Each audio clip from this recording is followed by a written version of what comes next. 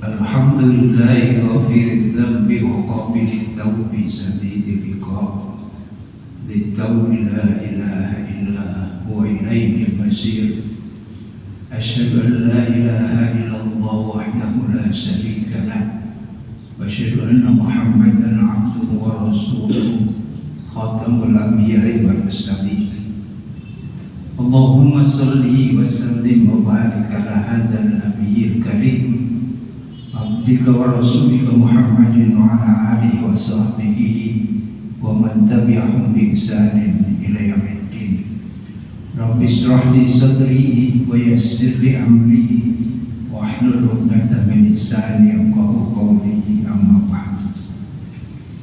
Jamaah salat maghrib Masjid Al-Hidayah yang dirahmati Allah Subhanahu wa taala. Puji syukur kita panjatkan kehadiran Allah petang hari ini kita dapat memenuhi panggilan Allah, menutup hari kita dengan salat maghrib berjamaah. Mudah-mudahan seluruh aktivitas kita merupakan aktivitas yang diridai Allah Subhanahu wa taala sehingga bisa menjadi bekal kita tatkala kita kembali ke hadirat-Nya. Amin ya rabbal alamin. Salawat serta salam semoga tetap tercurahkan ke hadirat junjungan kita Nabi Muhammad sallallahu alaihi wasallam beserta keluarga dan para sahabatnya serta umatnya yang setia melaksanakan ajarannya ila yaumil qiyamah.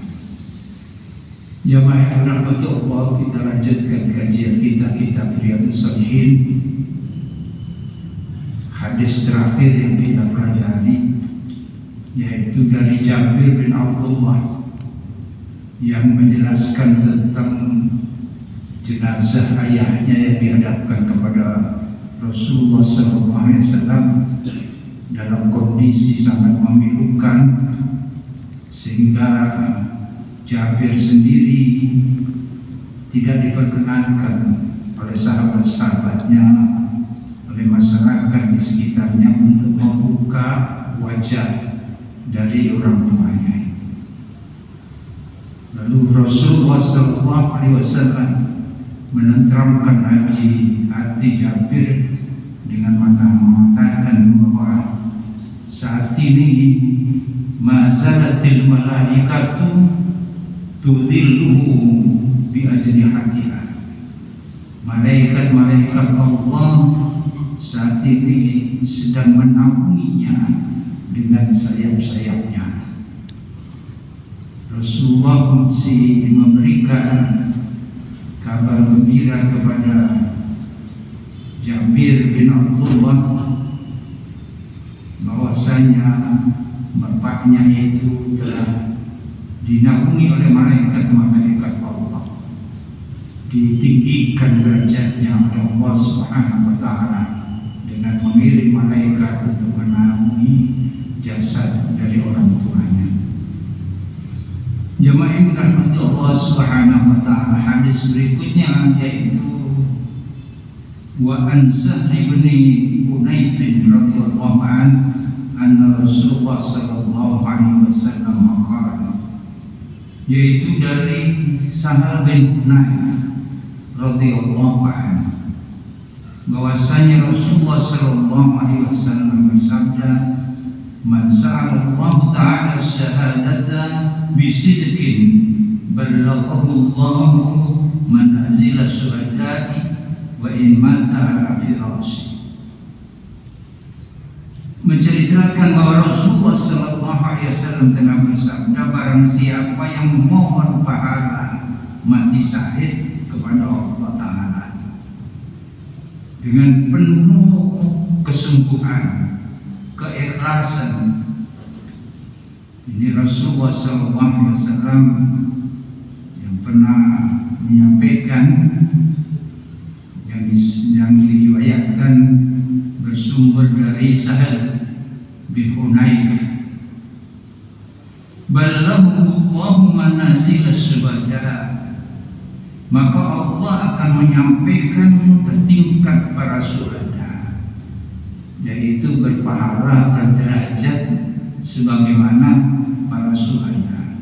Wa in mata ala firasyi, walaupun dia tidak mati dalam peperangan, dalam berjihad di jalan Allah, walaupun dia mati di atas dipannya, tempat tidurnya.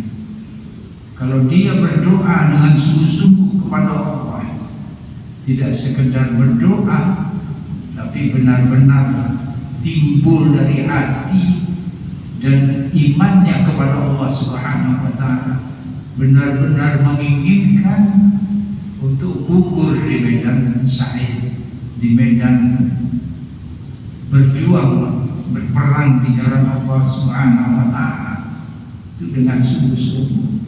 Sekiranya Allah memberi kesempatan kepadaku, tapi doanya tidak Allah, tidak sekedar berdoa, tapi dengan sungguh-sungguh. Sekiranya Allah memberi kesempatan kepadaku untuk berjuang di jalan Allah Subhanahu wa Ta'ala dengan motivasi ingin meraih pahala syahid di sisi Allah Subhanahu wa Ta'ala, maka Allah mengabulkan doa yang seperti itu. Allah akan memberikan derajat syahid padanya walaupun dia wafat di atas tempat tidurnya, tidak dengan berperang di jalan Allah. Nah, nanti barangkali hanya berdoa tidak sungguh-sungguh, maka perang temenan Melayu gitu, itu. Ini doa yang tidak sungguh-sungguh, mempermainkan Allah Subhanahu wa Ta'ala. Tetapi ketika ada peperangan yang benar, yang memerlukan kita untuk berjuang di jalan Allah, segera kita berangkat. Karena Rasulullah sudah banyak memotivasi kita bahwa mati gugur di medan pertempuran sebagai syahid itu dijamin surga oleh Allah Subhanahu wa Ta'ala, dimuliakan oleh Allah Subhanahu wa Ta'ala. Rawahu Muslim. Jemaah ini rahmati Allah, hadis berikutnya wa an Anas radhiyallahu anhu, hadis dari sahabat Anas radhiyallahu anhu, qala, dia menceritakan qala Rasulullah sallallahu alaihi wasallam, man talaba syahadata sadiqan u'tiyaha walau lam tusibhu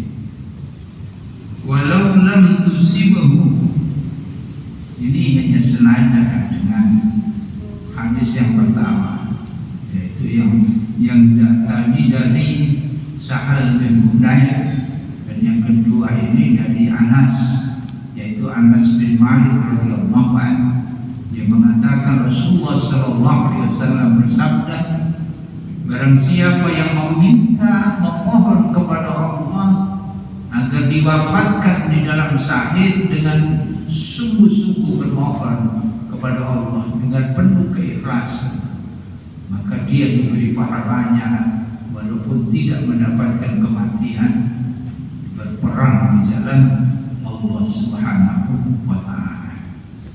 Dan saat ini kesempatan kita untuk berdoa seperti ini, bermohon kepada Allah agar kita ini diwafatkan sebagai syahid. Tapi doanya yang benar gitu. Jadi syaratnya itu, doanya itu sungguh-sungguh, kata Rasulullah SAW. Tidak sekedar berdoa lalu nanti ada kejadian beneran tidak berani maju berperang, katanya ingin syahid.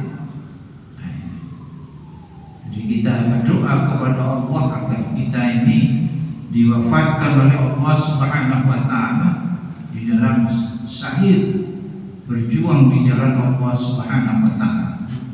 Jalannya tentunya nanti Allah yang memberikan kepada kita. Apakah kita benar-benar diberikan kesempatan meskipun tidak berjuang berperang di jalan Allah, tapi syahid dalam pengertian yang lain, Allahu a'lam. Itu adalah Allah yang memberikan kesempatan kepada kita untuk memberikan derajat sebagai syahid di sisi Allah Subhanahu wa Ta'ala yang dijamin surga. Jamaah yang dirahmati dirahmati Allah Subhanahu wa Ta'ala, motivasi yang berikutnya yang diberikan Rasulullah SAW. Kalau mendengar hadis yang akan disampaikan dari Abu Hurairah radhiyallahu anhu ini nanti akan menggugah kita, sehingga kita tidak memiliki rasa takut ketika kita benar-benar berperang di jalan Allah Subhanahu wa Ta'ala. Ini hadisnya, ini motivasi dari Rasulullah SAW, sehingga para sahabat itu tidak ada yang takut dengan kematian. Semua sahabat itu tidak takut dengan kematian saat itu, karena motivasi Rasulullah banyak sekali yang sudah kita dengar. Kalau kita berjuang dijamin surga, langsung berangkat para sahabat, tidak ada pilihan lain. Bahkan berperang itu dengan sukacita, dengan berteriak-teriak, wahai sahabatku, aku sudah mencium bau surga di depan. Di berperang itu tidak ada sedikit pun perasaan takut menghadapi musuhnya, tetapi dengan sukacita, dengan penuh keberanian ingin meraih surga Allah Subhanahu wa Ta'ala. Hadis berikutnya ini wa an Abi Hurairah radhiyallahu anhu.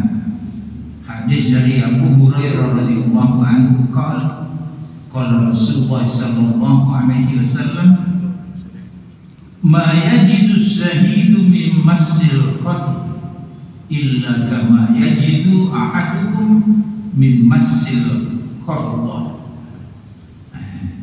Ini nanti kita semua pasti akan berani kalau akan ada kesempatan ikut berperang, tidak malah sembunyi ya. Karena Rasulullah mengatakan bahwa orang yang mati syahid, yang gugur di medan pertempuran itu tidak merasakan pedihnya pembunuhan, tidak merasakan pedihnya, sakitnya ditebas misalnya oleh musuhnya, atau ditembak oleh lawannya, oleh musuhnya, melainkan seperti seorang di antara kalian yang merasakan sakitnya cubitan saja. Nah, ini kan masa seperti dicubit saja nggak berani. Ini motivasi yang luar biasa, sehingga tidak ada sahabat itu yang takut mati, karena ketika menghadapi lawannya dengan membawa senjata, matinya ada bakal terasa seperti cubit saja. Tetapi banyak yang dilakukan oleh orang-orang kafir setelah mati, nah itulah lalu melakukan penganiayaan terhadap jenazah, bukan terhadap orang yang hidup. Jadi kalau sudah wafat, diapakan, dipotong-potong juga tidak akan terasa, karena itu sudah wafat. Memang kalau dilihat mengerikan, tetapi bagi yang bersangkutan tidak merasakan sakit sedikit pun. Ini motivasi bagi para sahabat dan umat Rasulullah SAW, yang berarti Allah itu melindungi orang-orang yang mati syahid, benar-benar dijaga oleh Allah Subhanahu wa Ta'ala, yaitu dengan diringankan kepedihan, kesakitan yang diderita oleh orang-orang yang berjuang di jalan Allah Subhanahu wa Ta'ala. Seperti gugurnya paman Rasulullah SAW di perang Uhud misalnya, Hamzah bin Abdul Muttalib radhiyallahu anhu. Sehingga Rasulullah SAW, baru Rasulullah sudah memotivasi yang seperti ini, tetapi manusiawi Rasulullah juga merasa bersedih dengan ditinggalkannya pamannya sekaligus sebagai sahabatnya, yaitu Hamzah bin Abdul Thalib, di dalam pertempuran di medan Uhud. Mengapa Rasulullah bersedih? Rasulullah sangat iba melihat kejadian itu, karena Hamzah tidak sekedar gugur di medan pertempuran. Ketika gugur dengan ditombak oleh seorang budak dari Abu Sufyan, yaitu yang bernama Waqsi, memang diperintahkan hanya membunuh Hamzah, yang ketika di perang Badar itu membunuh saudara-saudara, bahkan orang tua dari Hindu, istri dari Abu Sufyan, orang-orang kafir Quraisy. Sehingga Hindun memerintahkan budaknya yang bernama Waqsi itu ditugasi tugas bersatu, yaitu membunuh Hamzah bin Abdul Muttalib. Benar itu dilakukan karena dijanjikan akan dimerdekakan oleh keluarga Abu Sufyan. Setelah ditombak oleh Waqsi dari belakang, tidak dari depan, Hamzah tidak mengerti ketika diincar oleh Waqsi. Hamzah ini adalah dijuluki sebagai singa Madinah, tidak pernah terluka ketika menghadapi musuh Allah Subhanahu wa Ta'ala di dalam peperangan Badar. Tetapi ketika Hamzah tidak menghiraukan itu, dari belakang tombak itu melayang yang dilemparkan oleh Waqsi, menancap di punggung Hamzah dan akhirnya tersungkur di atas kudanya itu. Dan ketika dia gugur wafat di medan pertempuran Uhud itu, dicari. Ketika selesai perang itu dicari oleh orang-orang Quraisy, karena umat Islam berantakan pasukannya karena tidak mengikuti perintah komando Rasulullah SAW. 70 sahabat Rasulullah wafat. Di antaranya adalah sahabat-sahabat pilihan Rasulullah. Ada Ammar, ada Hamzah bin Abdul Muttalib, ada Mus'ab bin Umair. Mus'ab bin Umair adalah sahabat pilihan Rasulullah yang ditugaskan terlebih dahulu sebelum Rasulullah hijrah ke Madinah. Mus'ab bin Umair inilah yang ditugasi untuk mengajarkan Islam di Madinah, di tengah-tengah orang-orang kafir Madinah. Sehingga sebelum Rasulullah hijrah, Madinah sudah memeluk, sebagian sudah memeluk agama Islam dari dakwah Mus'ab bin Umair. Ini pun gugur di medan Uhud. Diceritakan di dalam tarikh, sangat memilukan juga gugurnya Mus'ab bin Umair, yang tadinya anaknya orang kaya raya di kota Mekah, tapi dia tinggalkan begitu saja keglamoran dunia. Dia memilih memeluk Islam bersama Rasulullah SAW, dan ketika gugur itu sangat memilukan. Dia tidak memiliki kain untuk membungkus jasadnya, saking miskinnya Mus'ab bin Umair. Sehingga sahabat Abdurrahman bin Auf, sahabat dekatnya dengan Mus'ab bin Umair, orang kaya raya di Madinah, dia selalu ingat sahabatnya Mus'ab ini.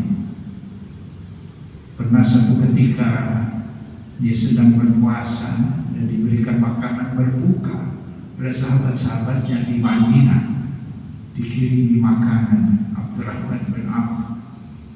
Ketika menghadapi makanan berbuka itu, dia tidak sempat memakannya begitu saja, tetapi dia menangis terseduh-seduh. Dan diketahui oleh anaknya, bertanya kepada, "Wahai Abu, mengapa engkau menangis?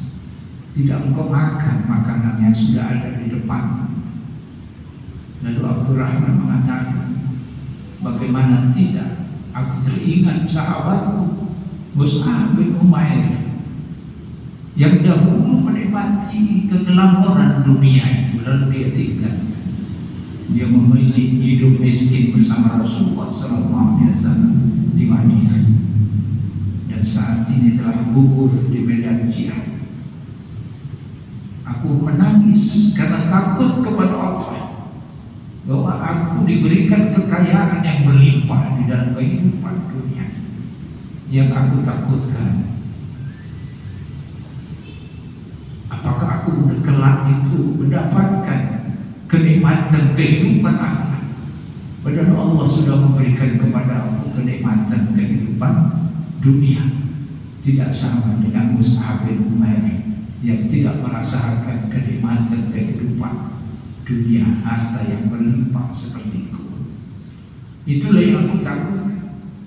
Apakah Allah sudah memberikannya di dalam kehidupan dunia ini, sehingga di dalam kehidupan akhirat nanti aku tidak mendapatkan hal.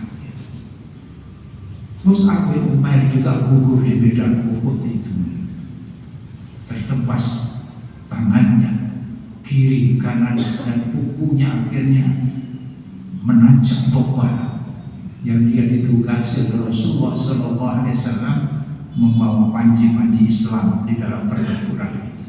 Akhirnya gugur, dan gugurnya Hamzah bin Abdul Muttalib ketika sudah didapati oleh Hindu di medan pertempuran itu.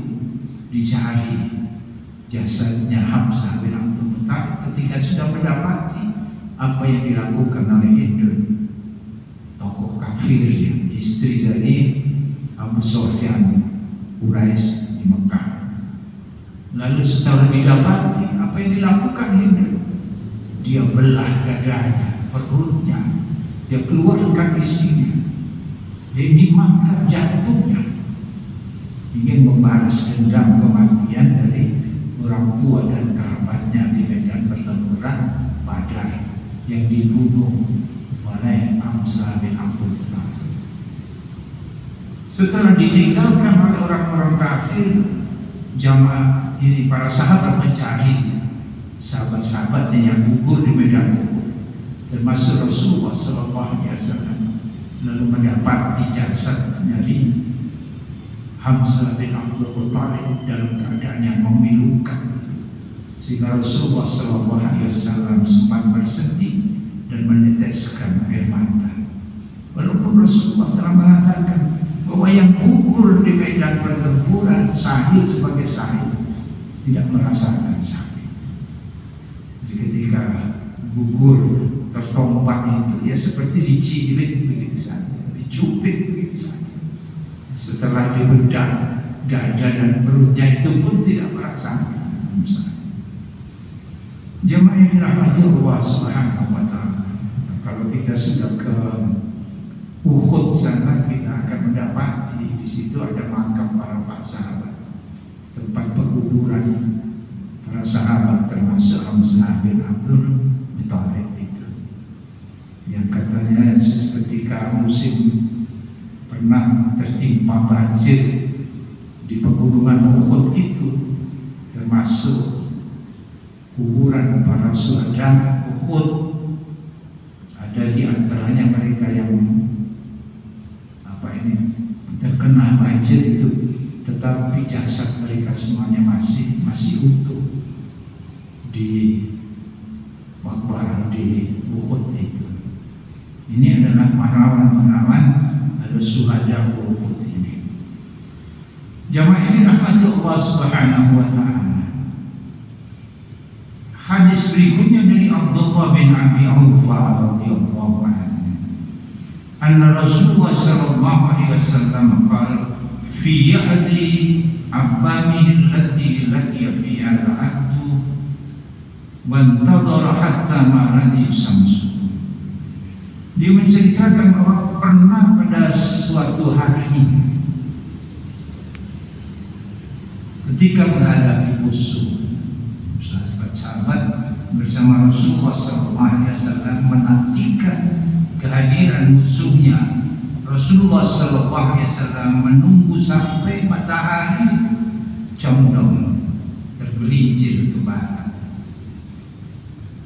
Setelah itu apa yang dilakukan Rasulullah SAW? Tsumma qama fin nasi faqala. Setelah itu kemudian Rasulullah SAW berdiri dan kemudian mengatakan, ayyuhan nas, la tatamannu liqa'a al-aduwi was'alullaha al-afiyah.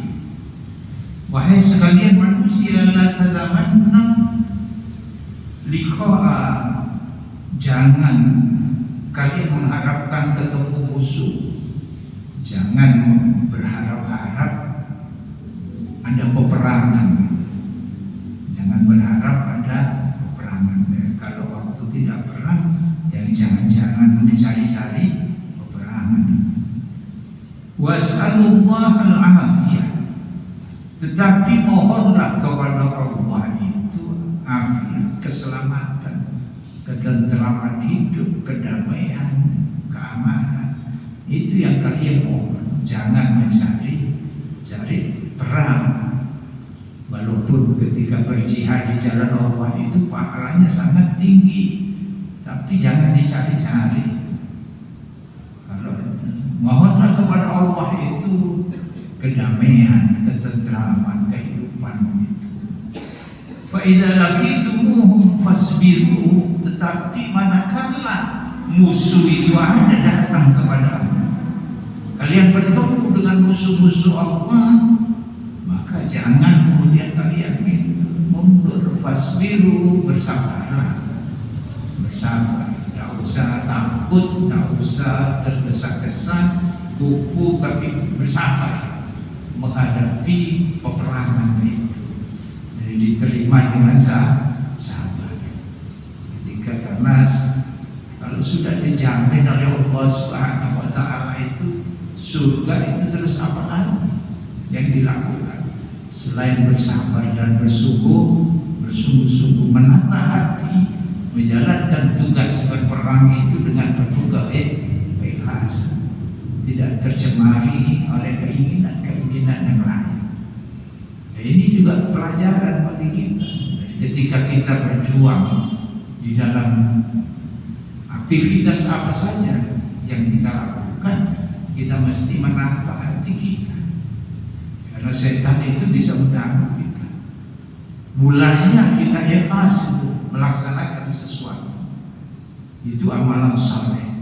Tapi di tengah jalan bisa-bisa setan mempengaruhi pikiran kita, hati kita, lalu kita condong keinginan yang lain, ingin dipuji orang, ingin mendapatkan julukan sebagai pemberani, pahlawan, sebagai macam-macam urusan dunia. Itu bisa terjadi. Karenanya tugas kita ketika kita berjuang di jalan Allah Subhanahu wa Ta'ala, di dalam beramal saleh, kita tata hati kita itu ikhlas semata-mata karena Allah Subhanahu wa Ta'ala. Apalagi kita, sahabat saja sudah demikian. Ketika berangkat ke medan Uhud, ke medan Badar, mulanya mereka berjuang di jalan Allah semata-mata karena Allah. Tetapi sampai di medan Uhud, apa yang terjadi? Mereka silau dengan harta, dengan rampasan perang. Makanya sehingga mereka berani meninggalkan perintah Rasulullah agar tetap di bukit Uhud itu untuk mempertahankan sebagai pasukan umat, menjaga pasukan umat Islam.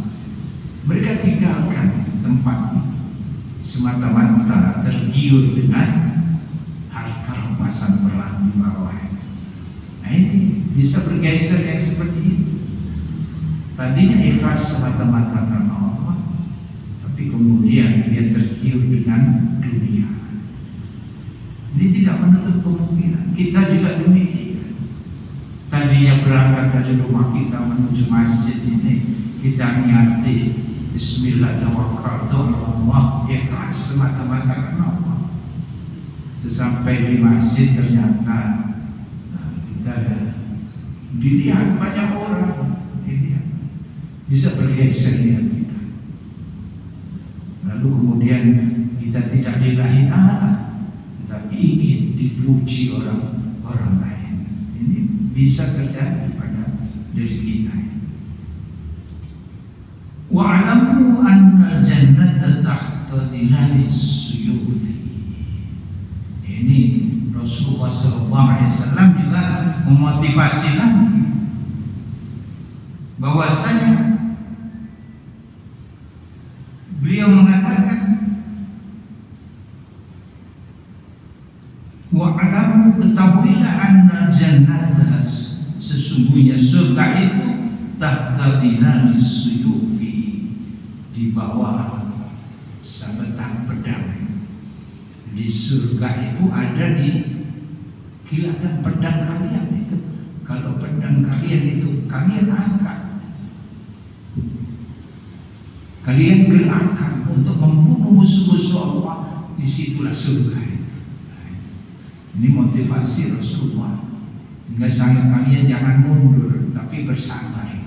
Ayunkan pedang kalian masing-masing untuk membunuh musuh-musuh Allah. Karena di balik, di bawah pedangmu itulah ada surga. Ada surga.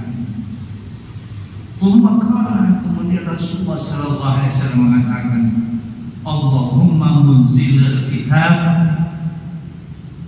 wa mujriyas sahab wa hazimal ahzab ihzimhum fansurna alaihim.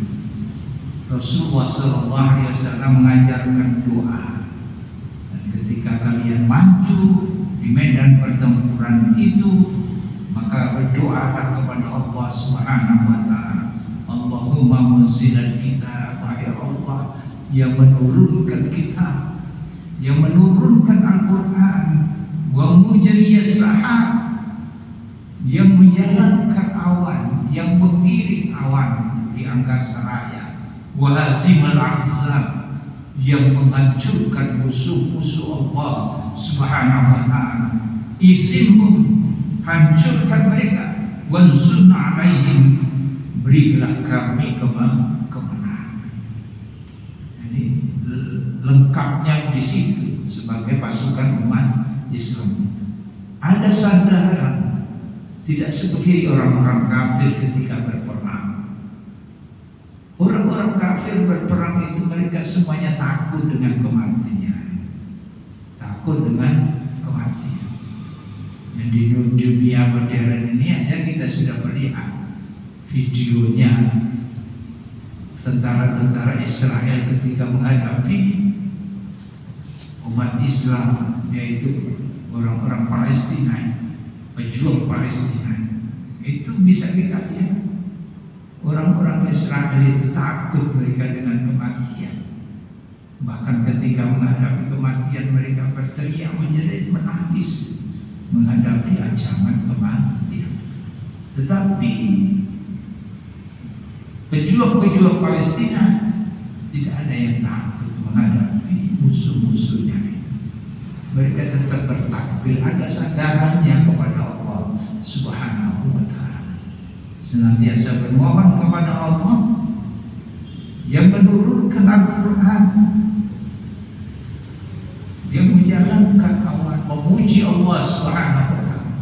Di tengah-tengah pertempuran mereka masih mengingat Allah Subhanahu wa Ta'ala, dan Allah lah yang bisa menghancurkan musuh-musuhnya, itu adalah Allah. Maka bermohon hancurkan mereka, wahai Allah, berikan kemenangan kepada kami. Ini yang diajarkan oleh Rasulullah SAW ketika kita itu menghadapi musuh-musuh Allah Subhanahu wa Ta'ala. Ketika kita berjuang juga demikian. Di medan juang kita masing-masing, kita juga bersandar kepada Allah, bermohon kepada Allah agar apa yang kita perjuangkan itu di-backup, dibantu, ditolong oleh Allah Subhanahu wa Ta'ala dalam apa saja. Jamaah yang dirahmati Allah Subhanahu wa Ta'ala, Hadis berikutnya adalah dari Sahih bin Sa'ad. Wa Sa'ad bin Sa'ad radhiyallahu anhu, dari Sa'ad bin Sa'ad radhiyallahu anhu, qala, dia mengatakan bahwa Rasulullah sallallahu alaihi wasallam, qala Rasulullah sallallahu alaihi wasallam, Rasulullah sallallahu alaihi wasallam bersabda, sintani la turaddani aw qallama turaddani, ad-du'a'u inda nida wa inda al-ba'si hina yuqimu ba'duhum ba'da. Bahwa Rasulullah sallallahu alaihi wasallam mengajarkan dua macam doa yang tidak tertolak atau jarang ditolak oleh Allah Subhanahu wa taala, yaitu doa ketika ada panggilan azan, panggilan salat. Ketika azan dikumandangkan, itu kesempatan kita berdoa kepada Allah. Nah, itu saat-saat doa itu tidak ditolak oleh Allah Subhanahu wa taala. Setelah azan kita berdoa, dan bahkan sampai menunggu iqamah, kita itulah waktu-waktu yang besarnya dikabulkannya doa oleh Allah Subhanahu wa taala. Ada dua waktu. Yang pertama itu yaitu ketika panggilan salat, ketika ada azan, kita ikuti kalimat-kalimat azan oleh muadzin, lalu kita berdoa kepada Allah Subhanahu wa taala. Kemudian yang kedua, wa indal wa'z, doa ketika dalam keadaan berperang. Yaitu ketika berperang itu kita tetap ingat sambung kepada Allah. Ketika kita berjuang tetap kita sambung kepada Allah. Dan itulah saat-saat doa itu dijawab oleh Allah Subhanahu wa taala. Ketika berkecamuknya peperangan, itu doa yang tidak ditolak oleh Allah. Doa yang dijawab oleh Allah Subhanahu wa taala. Tentunya doa memohon surga, diampuni dosa-dosa kita, dimuliakan kita di sisi Allah Subhanahu wa taala. Dijadikan hati ini tetap istiqomah di dalam keikhlasan, memperjuangkan agama Allah Subhanahu wa taala. Seperti itu. Ya muqallibal qulub, tsabbit qalbi ala dinik. Itu makanya Rasulullah menganjurkan itu. Setelah kita salat itu, jangan lupa berdoa itu untuk istiqomah di dalam agama ini. Ya. Karena kita tidak tahu usia kita, di penghujung usia itu kita tetap istiqomah. Kita tidak tahu. Ada di penghujung usianya lalu beliau bahaya. Nah, seperti yang sedang viral sekarang ini di media sosial, yang tadinya itu ya sangat ya alumni pesantren, alumni yayan juga ya. Makanya di usia-usia tengah, di usia-usia penghujung usianya ya bisa saja tergelincir seperti itu ya, nyoba-nyoba berbuat untuk kemurtadan. Ini kita tidak tahu, karena kita senantiasa berdoa kepada Allah, ya muqallibal qulub, wahai Allah yang membolak-balikkan hati, ya muqallibal qulub, tsabbit qalbi ala dinik, tetapkan hati kami ini di dalam agama. Ya, ini senantiasa kita ingat. Karenanya Rasulullah juga menganjurkan ketika kita selesai salat ada doa lagi, dzikrika wa syukrika wa husni ibadatik. Nah, itu juga dianjurkan oleh Rasulullah sallallahu alaihi wasallam untuk senantiasa berdoa kepada Allah supaya kita senantiasa ingat Allah Subhanahu wa taala, dan kita dibaguskan ibadah kita Ini di tengah-tengah pertempuran pun kita masih dianjurkan, karena itulah doa yang pasti dijawab oleh Allah Subhanahu wa Ta'ala. Ini kesempatan, walaupun dijamin surga ketika berperang, tapi siapa tahu hati itu lalu kemudian bergoncang dengan perasaan yang lain. Karena ada di dalam sebuah riwayat yang lain, 3 jenis manusia yang amalnya itu tidak bisa memasukkan dirinya ke surga karena ketidakikhlasan. Termasuk juga pejuang Islam, pejuang. Ketika ditanya di yaumul hisab itu, kau gunakan untuk apa? Itu keberanianmu, kekekalan tubuhmu. Dia menjawab, aku gunakan untuk berjuang fisabilillah. Apa kata Allah? Tidak. Memang wujudnya kalian berjuang di jalan Allah, tetapi hati kalian itu tidak berjuang di jalan Allah. Kalian ingin dipuji manusia, ingin dielu-elukan orang, ingin disebut sebagai pahlawan, ingin disebut sebagai pemberani. Hal yang seperti itu bisa, hati itu bergeser, sehingga perjuangannya di jalan Allah itu tidak bisa memasukkan dirinya ke surga Allah Subhanahu wa Ta'ala. Orang yang beramal dikaruniai harta yang banyak, sedekahnya yang banyak itu juga tidak bisa memasukkan ke surga Allah, karena hatinya tidak ikhlas. Ketika ditanya di yaumul hisab, kau gunakan untuk apa? Aku karuniakan harta yang berlimpah kepadamu, aku sedekahkan wahai Allah. Kata Allah, kau sedekah untuk siapa? Untukmu wahai Allah. Bukan untuk Allah. Kalian sedekah tidak lillahi ta'ala, tetapi kalian bersedekah hanya ingin supaya disebut sebagai orang dermawan, orang yang rahmat kepada orang. Dan itu sudah kalian dapatkan di dalam kehidupan dunia. Kok tersohor sebagai orang yang dermawan, tetapi di akhirat tidak bisa mengantarkan dirinya ke surga Allah Subhanahu wa Ta'ala. Yang satunya orang yang berilmu, yang dikaruniai Allah Subhanahu wa Ta'ala ilmu, mengajarkan Al-Quran, dan itu diajarkan Al-Quran itu.